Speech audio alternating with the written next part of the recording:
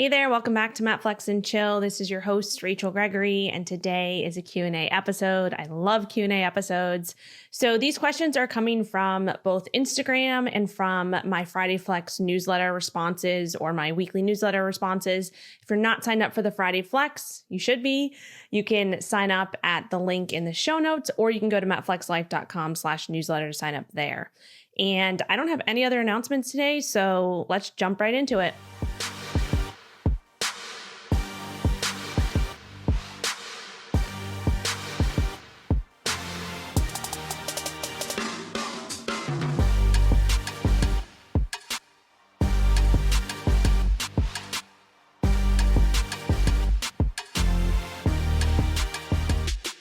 Okay, the first question, if I'm cutting down, how do I know if I'm under muscled or have not cut far enough? Okay, so when this person is referring to cutting down, they just mean, dieting down or, losing body fat. So this is a very subjective question or answer, I guess you could say, just because, everybody's so different. Everybody has different body compositions. Everybody has a different level of leanness that they, feel comfortable at, I guess you could say. But from my experience, more times than not, most people, especially women who are looking to kind of lose that quote unquote last 5 to 10 pounds, actually usually need to spend more time focused on building muscle than actually losing body fat. Especially if you haven't spent time doing that in the past, right? If you've been so focused on just losing body fat, losing weight, all of that, and you haven't spent a good amount of time actually focused on building muscle, then you're not going to look how you want to look when you do lose that body fat, right? So having curves, looking quote unquote toned. I always make fun of that word because it's such a stupid word. But looking toned or, even getting rid of cellulite, right? So that's a big topic for a lot of women, especially, and at least for what I hear from clients that I work with and myself too. It's, how do I just get rid of the cellulite, right? So these all come from losing body fat, right? Looking quote unquote toned, having curves that you can kind of show off, and also reducing reducing cellulite. That comes from losing body fat. But if you don't have any muscle underneath that, or if you don't have enough muscle underneath that body fat, you're not going to look toned. And yes, maybe you will lose some cellulite. Maybe some of that will go away as you lose some body fat. But if you have no muscle to kind of fill out the areas that we tend to get cellulite in, so like, our butt area, our hips area, if you have nothing to kind of fill that out, it's more likely that you'll have more cellulite when you lose that body fat or, loose skin or things like that, because there's nothing really to kind of fill that area out, right? So that's why we need to have enough muscle if we want to look, the way that we envision ourselves looking when we're losing body fat and, getting quote unquote toned or looking toned or leaned or whatever it may be. So that's kind of one thing to think about. Again, this question is pretty hard to answer because it's just super subjective. But I would say also kind of on the flip side that everybody has stubborn areas, right? So these stubborn areas that we refer to are the areas that seem to be the last to lose the body fat from. So for example, for myself, when I'm, dieting down, for example, if I'm in a fat loss phase or a cut, which I'm actually in right now, my stomach area has always been the last area to lose the body fat, right? So for me right now, like for where I'm at right now, I can tell that I'm leaning out because the first part of me that leans out is my arms and like my chest area, and my legs lean out next. And then the last thing is like my stomach area. And the thing with this is it sucks because usually the problem area, the area that you, quote unquote, don't like the most about your body is usually the area that will lose the body fat from last. And like for me, for example, that's kind of like my lower stomach area. And this is like not something that you can control really. We can't, spot reduce fat. Unfortunately, I wish we could, but we can't. And this is especially common, like in women, for example, we tend to carry a lot of our body fat in like our legs and our hips and, our stomach area as well. Men, mostly it's the stomach area. But like for me, for example, like I said, everybody's different. So for me, my stomach area is my kind of last area to lose that last bit of fat. So in that scenario, you kind of just need to keep going. But again, it's hard to, give a blanket statement with this because it all depends, like how long have you been in your dieting phase? How long have you been, cutting for, or, what's biofeedback look like? Like, should you continue to keep going? Those are all individual factors that kind of play into it. And it all kind of comes down to, understanding your body and, even working with a coach to help you through these different, times, right? So, it's hard to give a blanket statement here because it's so individual. And like for me, for example, answering this question, I would need to see and kind of assess your body composition to be able to give you a better answer personally based off of, the original question is, if I'm cutting down, do I need to know, how do I know if I'm under muscled or have not cut far enough?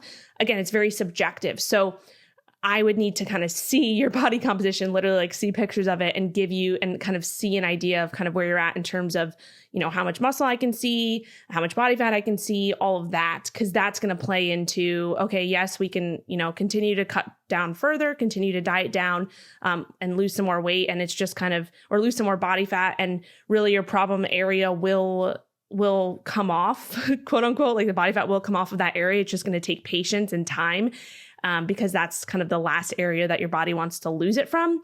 Or if I'm seeing like you're already pretty lean and we're just not seeing so much, we're not seeing it like, enough muscle there, then I would say, okay, yeah, we need to, stop cutting, get out of the fat loss phase, focus, a good period of time on building muscle, right? So spending a lot of time building muscle. And this is something that a lot of people don't think about too, and don't realize that, you can lose body fat pretty quickly, but putting on muscle takes a long time.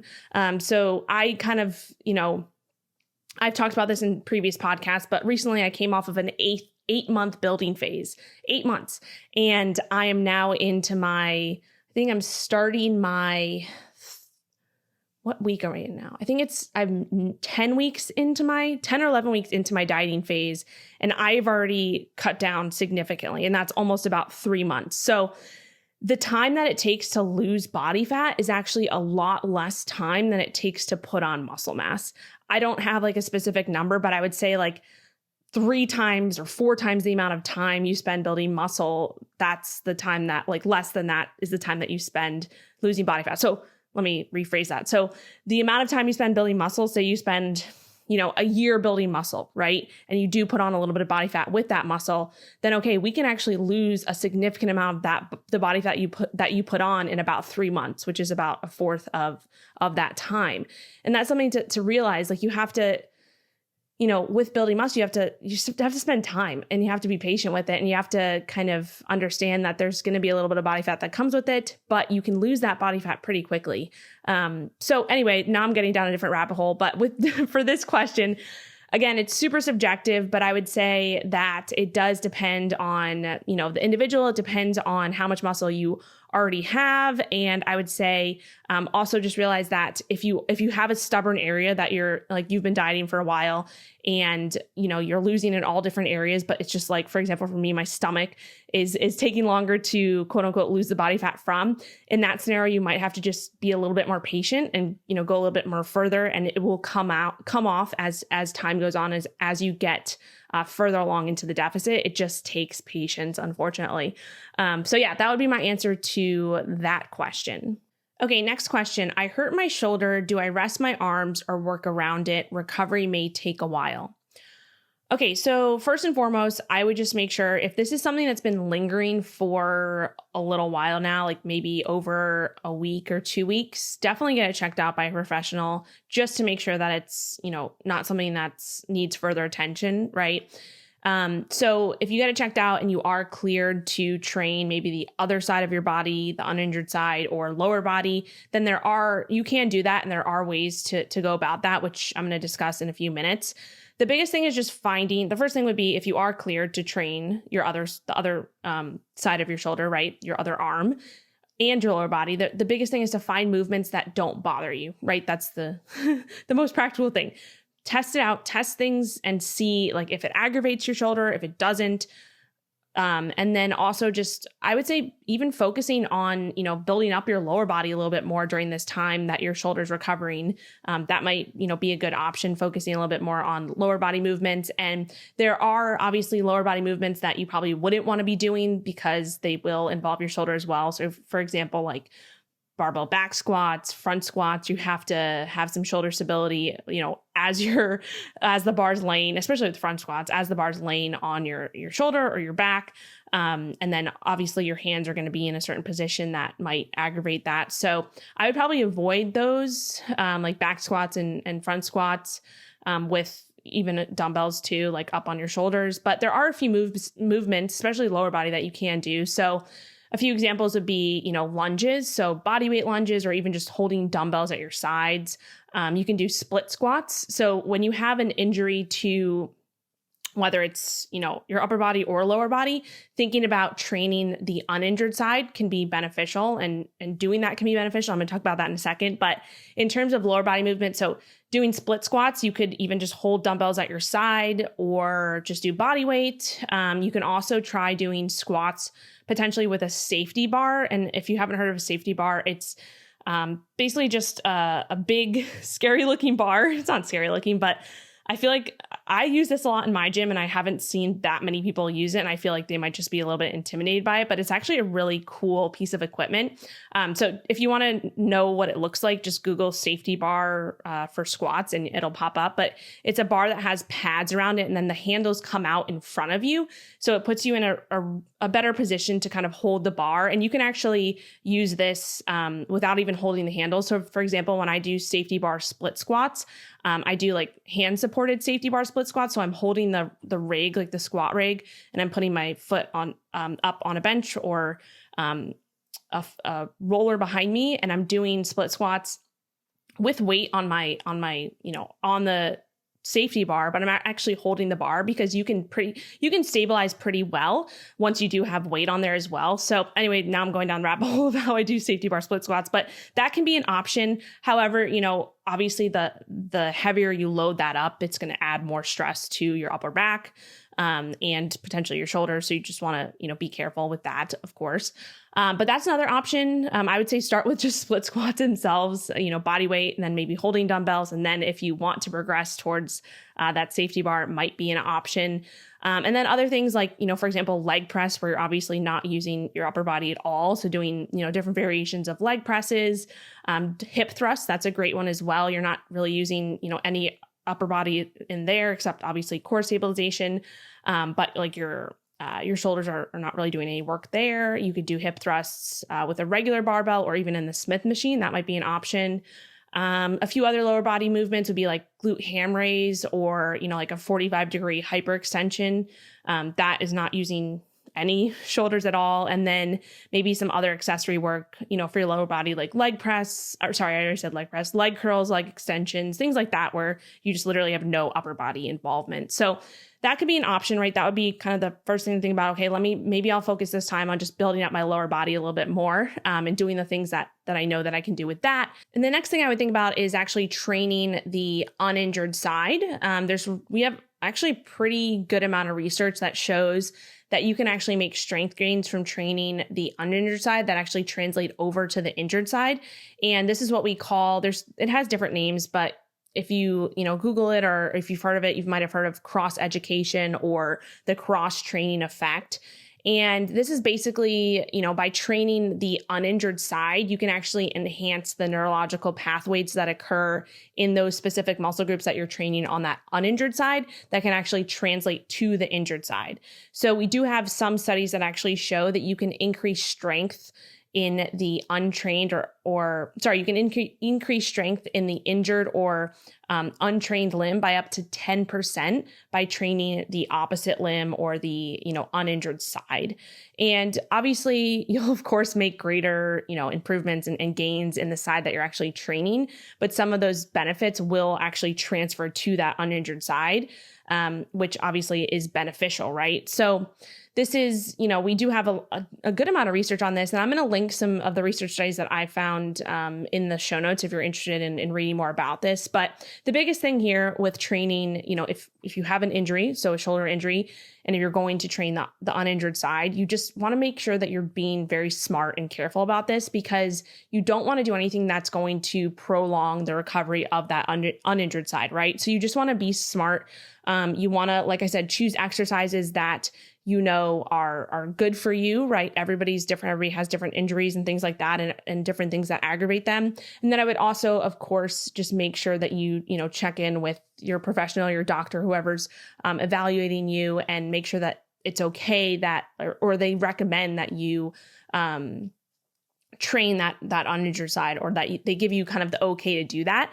Most doctors and most physical therapists will actually encourage this because of all this research we have, that there is that neurological benefit and potential gains that happen on the uninjured side from training potential gains that happen on the injured side from training the uninjured side. Now I'm just like messing with my words, but you know what I mean. So just, the biggest thing here is just be careful and be smart about it.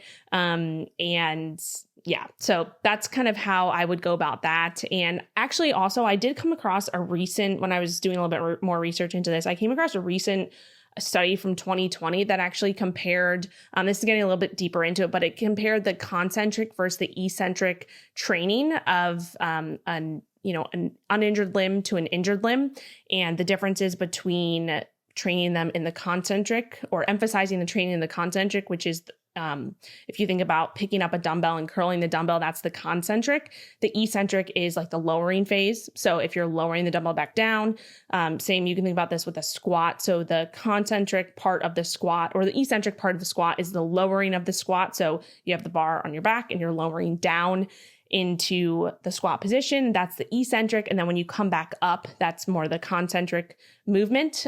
So just to clarify there, but there was a study that showed that there's actually some benefits to training using the eccentric component of the lift a little bit more than the concentric, with providing greater benefits to that injured arm or injured limb. So that's just pretty cool to get a little bit deeper if you are someone who has been injured for a while. If you have an injury that maybe is putting you in a cast or something like that for a long period of time, there are definitely ways that you can get the most out of that time period by training the other limb. And this is probably going to be more so like talking to your physical therapist and obviously doing it with them. But there's some cool research out there. So again, I'll link those studies in the show notes if you're curious. But the biggest thing here is also just, focus on what you can do, not what you can't do, right? Because that's going to be a big thing as well. Injuries can be very, very mentally taxing. And if you can do whatever you can to get yourself into that positive mindset. And the biggest part of that would be, okay, what can I actually do? Like focus on that, because you can find ways around this, right? And you can do things, but you have to, be a little bit creative and just make sure you're being smart about it. Focus on that. Don't focus on what you can't do, because that's going to obviously make you more depressed and make you more, put you in a worse mood. And I've suffered from a few injuries in the past, been there, and I definitely recommend, finding ways to do things that you enjoy and that you can, do without obviously re-injuring yourself or delaying the recovery process. But there's always something. So that would be my answer to that question. Okay, next question. Should strength training be completed before a walk or hike, or does order not matter? Okay, so this depends on two things, I would say. So the first thing I would ask you is we know there's a difference between hiking and walking, right? They're very different in terms of exertion, especially depending on what type of hike you're doing, and also what type of walk you're doing. So I would categorize those differently, hiking versus walking. Hiking, I would look at more so as a little bit more, exertion, right? Hiking up a mountain, for example, that's going to take a lot more effort than just, casually walking along the street or your neighborhood or whatever it may be. So I think you need to distinguish between those two. And then the second thing is it all depends on what your primary goal is. So let's take hiking, for example. Like, is your primary goal to get better at hiking, or is your primary goal to build muscle or get stronger? So if your primary goal is to get better at hiking, then that's the thing that I would focus on probably first. Like I would do that first if that's your primary goal. Like if you're training for something or whatever it may be, because again, I'm referring to hiking as, hiking up a mountain where you're actually, exerting yourself. You're using your lower body muscles to get up those rocks or hills or whatever it may be, which is going to be fatiguing, right? But if that's your main goal, then I would do that first, and then the strength training or the strength training afterwards, if that's your secondary goal. But if your primary goal is to build as much muscle as possible, to get as strong as possible with your lifting program, then I would absolutely do that first and then do the hiking afterwards. Again, it depends on what the primary goal is. When it comes to walking, again, walking can be different things as well. So are you just, walking, casual walking, out in your neighborhood, doing, just a normal, like not a very exertional walk, not uphill, just kind of flat, then I don't think it matters with that because it's very low impact, very low exertion. And you can, like, for example, for me, I always walk to the gym before I perform my workout. And my gym is about, I think it's like half or 3/4 of a mile away from my house. So that actually gets me warmed up to start my workout. So, and then if I don't walk, which I always do, but if I don't, or if you're someone who can't walk to the gym, then I always recommend, warming up your body a little bit, getting your heart rate up, jumping on the treadmill for 5 or 10 minutes and walking and just, or, the bike or whatever it may be, and just getting that blood flow moving. So, or getting that blood moving, getting some blood flow. But that would be different than if if your definition of walking was walking up, or if you're on an incline treadmill at like 15 incline and you're walking at like 3.5 miles per hour or whatever it may be, like that's going to be taxing, right? That's going to be definitely more exertion than just, walking outside or walking on a flat treadmill. So in that case, I would say if your main goal is to build muscle and get stronger, then I would choose the option where you're not exerting yourself that much. So just doing like a nice light walk to warm up. If your goal is to get better at walking up a treadmill, walking up a hill or speed walking or something like that, that's your primary goal, then do that one first. So it all comes back to what the primary goal is. And that's what I would think about first when kind of attacking this question, I guess you could say. Not attacking it, but answering it. I'm not attacking it. So yeah, whatever the primary goal is, that's the one that you want to do first. I guess I could have just said that from the beginning, but I wanted to kind of explain it. So that's my answer to that question. Okay, we got 2 more questions. The next question, what do you think of using a super green supplement in a smoothie? Okay, so just like most supplements, I don't think it's necessary. Most supplements typically aren't, quote unquote necessary unless maybe you're really, really deficient in something. But if you are someone who doesn't eat like a lot of nutrient dense foods and maybe you're eating, a lot of packaged foods, which obviously I don't recommend, if you're not getting enough, veggies, fruits, animal-based meats, like nutrient-dense foods, whatever it is. If you're not eating a lot of nutrient-dense foods, it could be beneficial to have like a greens superfood supplement thing as an insurance policy. And that's typically how I look at most supplements, as more so of an insurance policy than a necessity. I don't think, any supplements are necessities unless it's like a prescribed supplement. But they can be beneficial as an insurance policy to make sure you're kind of covering all your bases, so to speak, right? So that's one kind of thing to think about, right? If you are not eating nutrient-dense foods, that's probably the first thing that I would fix, is to start eating more nutrient-dense foods. But on top of that, you can add in, super greens as kind of an insurance policy. Or, if it's something that just makes you feel good, right?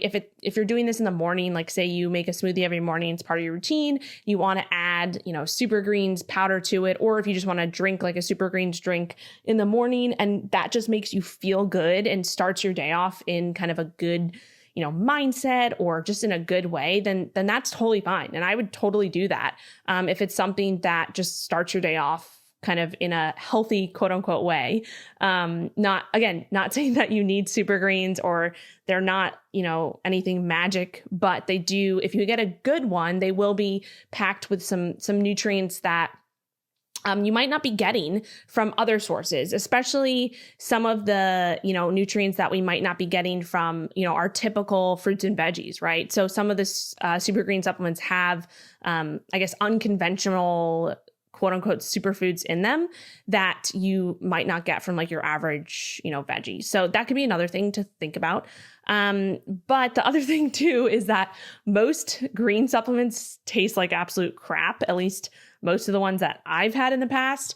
And I would say the only one that I generally recommend, just because I think it tastes really good and I know that it's made with really high quality ingredients, is Organifi. They've actually sponsored the show in the past. So I do have a discount code for them if you're interested in trying out any of their products. They do have protein powders as well, but I would say they're known for their green juices and their red juices, which have different quote unquote superfoods in them. And I personally think that they are the best tasting on the market. Again, I've tried other ones. I don't personally drink a lot of like super green supplements. I do drink Organifi on occasion, but that would be like the best tasting one. And also, like I said, it has the highest quality ingredients that I found. If you want to check out their products, I think I still have an active discount code from when they sponsored the show. So I'll link that in the show notes, the website and the discount code, but I believe it's Organifi.com/MetFlex. And then I think the code is MetFlex for either 15 or 20% off. Don't quote me on that, but I will link it in the show notes if you want to check out their green juices and red juices. Those are like their two quote unquote superfood juices. And then they also have two of my other favorite products are their gold tea, which is the chocolate one specifically is my favorite. It tastes like hot cocoa. It's so good. And then the chocolate protein powder is the other product that I use from them. So anyway, I'll link those in the show notes if you want to, or I'll link the link in the show notes if you want to check it out and potentially get a discount on those products if you're interested. All right, last question. Have you ever heard of stress gut? Can too much training cause GERD or other problems? So yes, I've definitely heard of stress gut, and I do think it is a real thing. I think that too much training can absolutely cause digestive issues for sure. Especially if you're overtraining, if you're not paying attention to when you're eating around training. And the main reason is because when we're, overtrained and especially under recovered and overtrained, which tend to go hand in hand, our body's sympathetic nervous system is what's going to dominate. So we have different parts of our nervous system, and I've talked about this several times in the past if you listened to the podcast in the past, but we have the sympathetic nervous system, which is our flight or fight mode, and the opposite system is the parasympathetic nervous system, which is known as our rest and digest mode. So when we're working out a lot, doing tons of cardio or intense training, our sympathetic nervous system can dominate and cause issues for other things that are going on, specifically with digestion. So, everything works together, right? There's no, we have these different systems in our body, right? We have our digestive system, we have our endocrine system, we have our nervous system, but they're all working together, right? Like they're not separate. They are separate, but they're all working in conjunction to keep us functioning properly, right? Keep us alive, keep us functioning at our optimal ability. And if we're kind of overexerting ourselves with something, it can absolutely have a domino effect to other things that are going on within our body, within the different systems in our body, right? So issues like for example, chronically elevated cortisol levels, this can for sure mess with your gut. The reason for this is because excess cortisol, like if we have chronically excess cortisol, just to back up a second, cortisol is known as our stress hormone, and it's normal to have acute increases in cortisol. That's part of living. It's part of how our systems work. We want increases in cortisol to occur. They wake us up in the morning. It happens when we're training. Those are normal processes. But when we have chronically elevated cortisol levels, that's when some issues occur, both with extra stress and things like that. So excess cortisol can actually increase inflammation, and that can have a negative impact on your gut lining. And this can also cause poor gut motility. Basically, gut motility is just the movement of food through your system. So once you consume the food from your mouth to your esophagus, to your stomach, through your small and large intestine, and then out the other side, that's gut motility is how that movement occurs. And basically, like in normal digestion, food is moved through your digestive tract or through those things I just mentioned by contractions called peristalsis. And if you are suffering from poor gut motility, these contractions can actually not work in the way that they're supposed to work. And that can cause issues in itself. So if you have chronically elevated cortisol levels, that can lead to, a little bit more inflammation, which could potentially lead to poor gut motility. And obviously that's not something that we want. So that's, one issue that can occur. And then also, digesting food just becomes harder when you're overtraining and you're overstressed. And this goes back to that sympathetic versus parasympathetic nervous system, modes that we have. So when you're stressed or you're, especially stressed from overtraining, digesting food and absorbing the nutrients from that food is going to be a lot harder. And this is why we have our flight or fight mode, which is our sympathetic nervous system, and our rest and digest mode, which is our parasympathetic nervous system, right? So the rest and digest mode is the parasympathetic nervous system, and that speaks for itself. We want to be in that state or in that mode when we're consuming food and, digesting food. That's where we want to be. And if you're overtraining, then like I said, your system, you're stuck in more so your sympathetic nervous system. And so you're kind of in overdrive there, and it's hard for your body to get back into that parasympathetic state. And so you're basically forcing yourself to, try to digest these foods and absorb these nutrients in that sympathetic flight or fight mode. And that's not what we want, right? That in itself is an issue. So that's another thing. And then just realizing like your body is smart, right? Your body is intelligent. It puts the number one priority first with whatever situation you're in, right? So when your body's busy dealing with excess stress from overtraining or overexerting yourself or not recovering much, it doesn't, have the other resources available to put towards optimizing your digestion, because its main priority is to get you out of this stressful situation. So it's going to put that digestion on hold, or at least some of the digestive processes on hold, and put all its energy towards getting you out of whatever stressful situation you're in. And if that's overtraining, then it's going to do whatever it can to, do whatever it can to get you out of that, right? To mitigate all the kind of negative effects that are happening from under recovering and from overtraining. And so it's not going to put as much effort towards digestion. That's kind of the simplest way that I can put it into words, I guess you could say. So those are kind of the main things that occur with digestion if you are overtraining or if you are under recovered.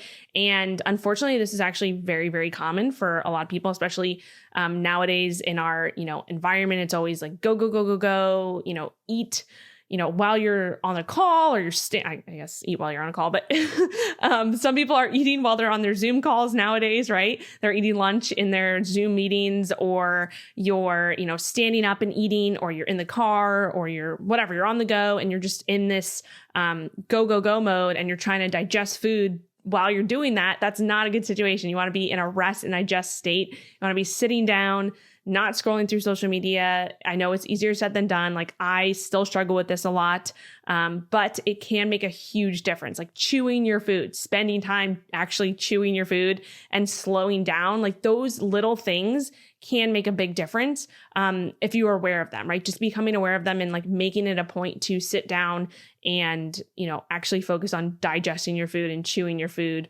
rather than doing all the other million things that you have to do, right? So I would say to avoid stress gut, or to quote unquote fix it, the simplest thing to do is just reduce your overall workout stress, because that's going to be the primary issue, right? That's going to be what we need to focus on first, right? We need to find the core issue of what's going on. So if you are overtraining, yes, it's going to affect your digestion, or it can affect your digestion, but it's also going to affect a lot of other things. So that would be the simplest thing to start with, is just reduce your workout stress. So stop training so much, stop, doing so much high intensity training or high intensity interval training. Stop doing so much excess cardio, like tone it down a little bit. That'll be the first step.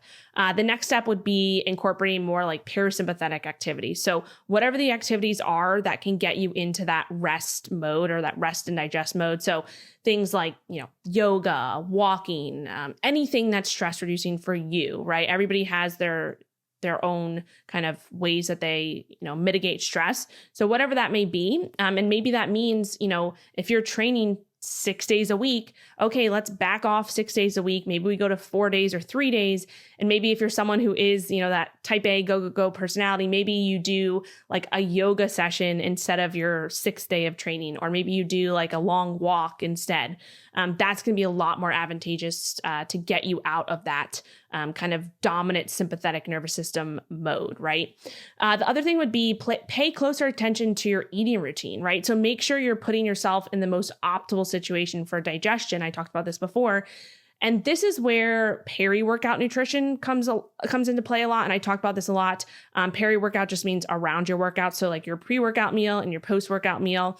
It's not just about what's in those meals, but it's also about like the timing of those meals as well. So if you're someone who is struggling with digestive issues, especially around training, then you want to pay attention to when you're consuming your pre-workout meal and when you're consuming your post-workout meal, because you need to give yourself enough time to digest that meal before you're training, and give yourself enough time after your training before you consume your post-workout meal. Because when you're training, right, you're literally putting yourself into a sympathetic state, your fight or flight mode. That's the training mode. You are, your heart rate's up. Even if your heart rate's not up and you're still, exercising or training or lifting weights or whatever it is, you're still not in that parasympathetic mode. You're in that sympathetic mode. So if you are trying to digest food while you're in a sympathetic state, you're just making it harder for yourself. Your body is smart. It's going to prioritize whatever you're doing and make that the first priority. So if you are going into the gym and you're training, your digestive system is going to be put on hold for a little bit. And especially if you're think about it practically, if you're lifting weights and you're, encouraging blood flow to go to your muscles, that blood is going to go away from your digestive system and to your muscles, because that's what's working at that time. And so there's going to be less blood flow to your digestive system. And it's going to be in a less optimal state to digest whatever food you just ate. And absorb the nutrients that you just ate. So with all that being said, I think pre-workout and post-workout nutrition are super important when it comes to a training perspective and building muscle and all of that. But, looking at it, from a time perspective and optimizing that side of things for your digestion is also important. So I'll just give you an example as well. The post-workout window, I've talked about this before, but you've probably heard of the anabolic window, right? You have to eat right after you train, because if you don't, you're going to lose all your gains and blah, blah, blah, BS crap. It's not crap, but there is some validity behind the anabolic window, but it's definitely a lot longer of a window than we have been told in the past. And this mostly comes from just crap that's out there in the nutrition space. But anyway, with the anabolic window, I would say that you definitely want to give yourself some time before you eat your post-workout meal. You want to give yourself enough time to get back into a parasympathetic state. So for me, for example, my time is walking home from the gym. Like I said, I walk to the gym to get, prepared for my workout, get some extra steps in, just get blood flowing. And then I walk home from the gym and I make sure that I give myself at least half an hour minimum before I consume anything, because I want to get out of that sympathetic mode as best I can and into my rest and digest mode, or my parasympathetic mode, right? Because that's where I'm going to be able to utilize, not only digest the food as optimally as possible, but absorb and utilize the nutrients from that food as much as I can, because that's important, right? You want to be basically getting as much out of your meal as possible in terms of nutrients, right? So that's something to think about. And then also with the anabolic window, I would say it's important. It is important.